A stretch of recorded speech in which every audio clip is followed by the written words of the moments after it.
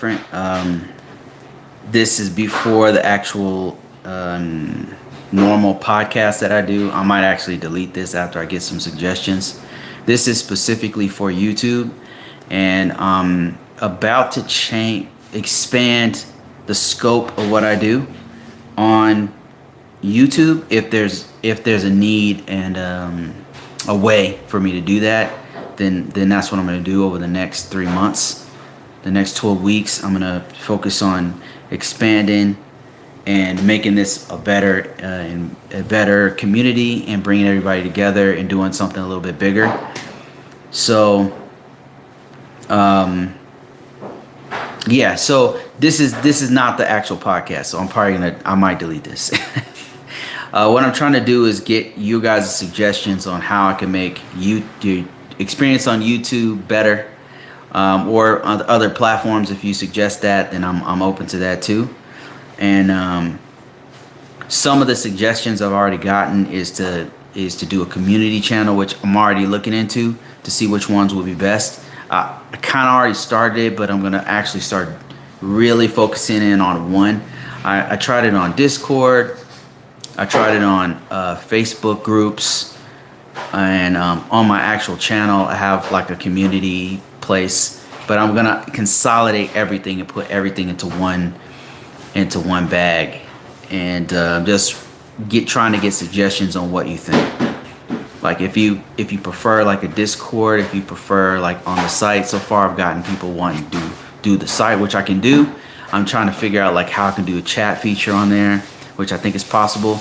And then doing more lives, that's another suggestion that I've gotten. And subscriber-based deep dives and projects, that's something I could do. Like I said, it's going to take me like 12 weeks to do it, because it's not going to be a small thing I'm going to do. It's going to be like a change and an expansion in the direction of this particular channel on YouTube, and something different on each one of the other channels. So I'm trying to gauge like what direction you think I should go. Is it more frameworks? Is it more books that feature frameworks? Is it more courses? Is it stuff that you can access only on YouTube? Whatever you suggest, I'm gonna try it. It might not work out, I might not continue it, but I'm gonna try different things to see what works for me and what works for the audience, and how I can actually expand this out to a deeper and more fulfilling experience for you and for me. So yeah, I got community, like creating a community site and then like expanding on that and doing like chat features on there, more lives, subscriber deep dives, any other things that you guys think that I should do, any kind of. So I did this on TikTok about an hour ago, and somebody suggested that they suggested a whole bunch of frameworks, and that I can totally do. Like I can expand into other frameworks and use those. I could, another thing they suggested was to actually have stuff directly on the TikTok shop, which I could totally do. YouTube also has something similar to that, so I can, if you want me to do that, I could put it directly on YouTube, so you can, instead of leaving the site, or if your user experience is on YouTube is better, then I can actually have like a membership thing where only members can access whatever courses on YouTube. If that's something that you guys want, any suggestions that you have, any whatsoever, I'm open to right now. And I've got my notepad ready to take notes on whatever you guys want to do. Let me see. Let me see if I got the chat feature on. Okay. The last week on the podcast, I did get some suggestions, and frameworks is something I didn't know other people wanted to see. Like if there's other frameworks, people are naming a whole bunch of frameworks that I never even heard of before. So I could address those and break them down, because I've been doing GRC so long that I've had exposure to so many different frameworks and standards that it's easy for me to pick up and understand what to do with frameworks, and explain, like do a whole different a whole deep dive into each framework, it would be pretty easy for me to pick it up and then repackage it. I don't really know what other frameworks, what other platforms I could do. I mean, I think pretty much it's going to be YouTube, TikTok, and Facebook, Instagram. That's pretty much it. I tried on other platforms and I don't know, just there's no interest there. So this is where I'm pretty much gonna stay. Let me see, what things on YouTube am I thinking about doing? On YouTube specifically. How you doing, unknown? So one of the things I'm thinking about doing is TikTok, attaching YouTube to Shopify and putting some of my free stuff, my discounted stuff, courses, free books that you can download get directly from Shopify, and also doing direct sales directly from another platform, rather than you having to go to Amazon to get stuff. And that way I can actually I can do something better with the price, because Amazon's kind of, I don't know, they charge me a lot of money so to put the products out. Somebody said, what do you do? So I'm a cybersecurity professional. I've been doing cybersecurity for public and private sector for over 20 years. So I help people to get into this field. I help specifically information security stuff, and that is my main focus. And so, you're about to do it in here? Okay.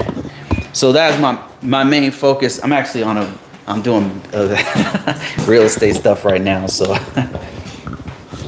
my main focus has been information security, also known as GRC, governance, risk, and compliance, and helping people to get in this field, helping the people to upgrade in this field. And this field has been amazing, just so you know. This field for me, I've not been without a job.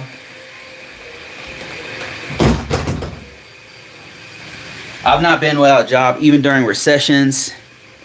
I've been doing really good because of that. You said, do you know web vulnerabilities and bug bounties? I don't personally do that. I don't do that. So think of cybersecurity as a huge umbrella, right? You've got pen testing. You've got people who do, I don't know, cryptography. You got people who are specializing in cloud security. People who are specializing in forensics. You name it. The part that I do is governance, risk, and compliance. That covers things like scanning, vulnerability management, policy documentation, making sure that security controls are in compliance with certain regulations, whether they be federal or industry level standards. That's what I do. And do I know some of the other stuff? I do. I don't know. I'm not deep into bug bounties or pen testing or forensics, but my specialty, the other one would be cybersecurity and analysis. So that's the field that I do. What field am I in? It's information security, also known as governance, risk, and compliance, GRC. Is cybersecurity considered STEM? Yes. STEM stands for science, technology, engineering, and mathematics. So that would totally qualify, be put in the STEM category. And by the way, when you get into this field, in IT in general, cybersecurity specifically, one of the degrees that they look for, if you don't have specifically a computer degree, is a STEM degree. Like they'll take a science, technology, engineering, and mathematics degree if you have a background already, experience in technology. Like if you've been on the help desk or been a system analyst or a system admin, then they'll take that whatever degree you have in STEM. So yes, it's a part of STEM. Somebody said, what a GRC person do? What do they do daily? What does a GRC person do daily? Like not general ones, like what do you do daily? Okay. What do I do daily? So let me break it down. So a lot of what I do is similar to what a project manager does, which is bring everybody together, and make sure we're all on the same page. So, for example, not to give anything specific, but I'll give you some examples that are very similar to what I'm doing right now. So we have have to get compliance. We have an upper tier organization. I work for the government. We have an upper tier organization who does an assessment every 2-3 years or whatever, right? And they require that we have scans, and the scans have a certain are dealt with. Like if we have vulnerabilities for criticals or highs, we got to make sure that there's documentation there. There's an answer. We've got to make sure that all of our documentation is up to date. We got to make sure everybody's on the same page. When I say everybody, I mean the system admins, the firewall guy, the if you have DevOps, we got to make sure everybody's on the same page. Now, how do we do that? It's a lot of meetings. I got to set up meetings with, let's say, a firewall guy. Let's say we have an issue with rules. Like we had a scan done with Firemon, that's a firewall scanning tool, and it looks at compliance of rule sets for your firewall. And let's say we get that report back, and the assessors see that report, and it says that we have some rules that allow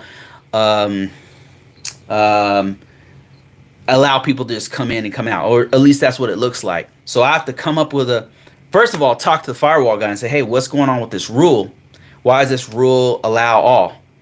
And he'll explain, well, yes, it allows all, but we also have a filter. We have a reverse proxy over here. We have this, we have that. And that's why the organization has set this rule to open. It's open, but we have these other things in place that take care of it. So I have to have a meeting with that guy. And so the meetings, you might be thinking, well, meetings, that's it. So as a GRC person, I have to be able to translate the technical piece I got to speak technically with the technical people, right? I have to get on their page. That means I got to do a little research to figure out like what's going on. Research meaning get on meetings with them, do research on the side, go to Google, figure out what the hell's going on with this any rule, and then figure out what they have a reverse proxy over here. Is that up to date? Like what's going on with that? So I've got to talk technically to the technical lead. Then I got to go to the managers. Let's say the managers aren't in on it. So now I got to speak their language. So it's a lot of meetings. That's one of the things I do. Another thing I have to do is documentation. I got to make sure that if there's a security operation, a standard operating procedure, I got to make sure that the operating procedure is accurate and up to date. Another thing I do is analyze, scan. I'll do scan analysis of some of the reports. Like a report will come down from whatever scanner we're using, and I got to be able to read it and say, okay, what's going on with this? Is this a false positive? Is this in our environment? Is this even in our boundary?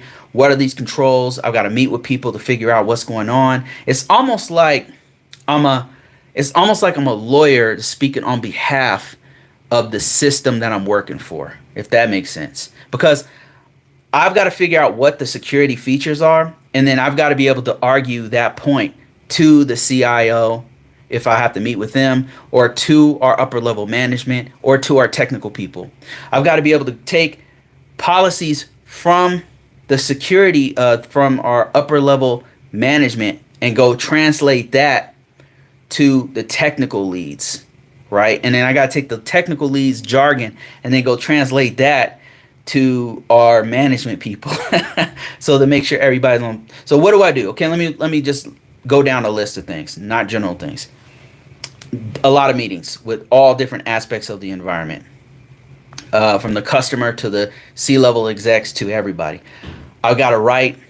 It's a lot of writing standard operating procedures, updating implementation statements in a system security plan, writing a system security plan, doing plan of action and milestones, writing up security feature, creating new security features with documentation. So that's another thing I do on a daily basis. What I'll do is scan analysis. That means I'll get reports from the organization, recent vulnerabilities, and then I'll have to go through it and say, okay, what's going on with this? Another thing that I do quite a bit is sometimes I'll have to do a security impact assessments. That means somebody wants to do a change, and so we have a system that will notify me, hey, we want to do this change. We want to update this software because it's on 1,500 systems, and we have to update this to the latest version, right? So I have to go through that and say, okay, what operating system, what application, is this on our approved list? Okay, it's on our approved list. All right, got it. All right, what do we want? Do we need to do scanning on this? Have you guys vetted this? Has this been tested in an environment? I've got to look through all the stuff that they've already done. So I'm approving different changes that are happening in the environment. So these are things I do on a day-to-day basis.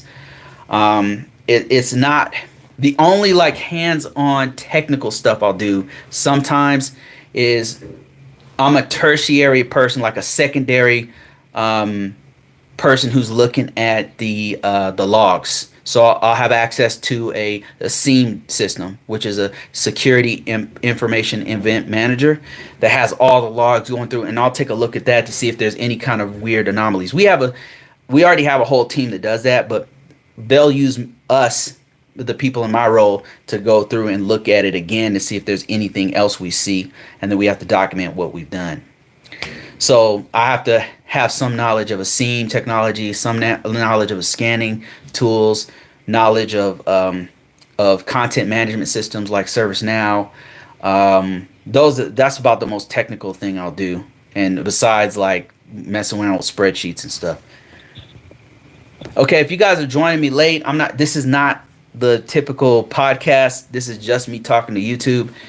I want to get you guys suggestions on what I should do with this channel to expand it in the next 12 weeks. I'm going to be adding new things. So far, I've got people want me to add to community, a subscriber base, and also I'm thinking about adding features into YouTube specifically that allow you to have direct access to things like free downloadables, discounts on courses, books, maybe even direct selling books that you don't have to go to Amazon.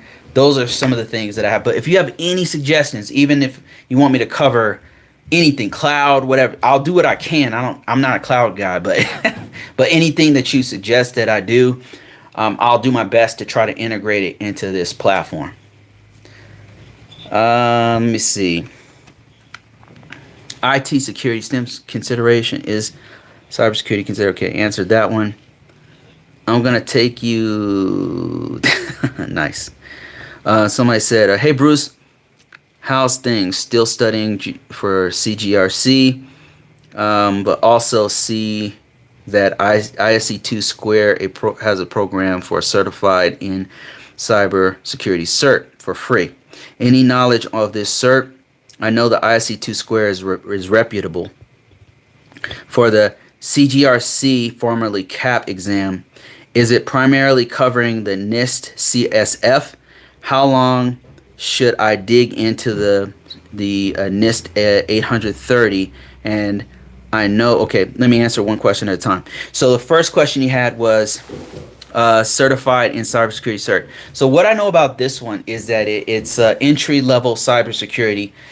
That's kind of ISC2's answer to Security Plus. So it's Security Plus is probably here in terms of how much more technical it is and how much more marketable it is. It's up here, and the CIS, the certified in cybersecurity is down here. It's a new cert. It's entry level.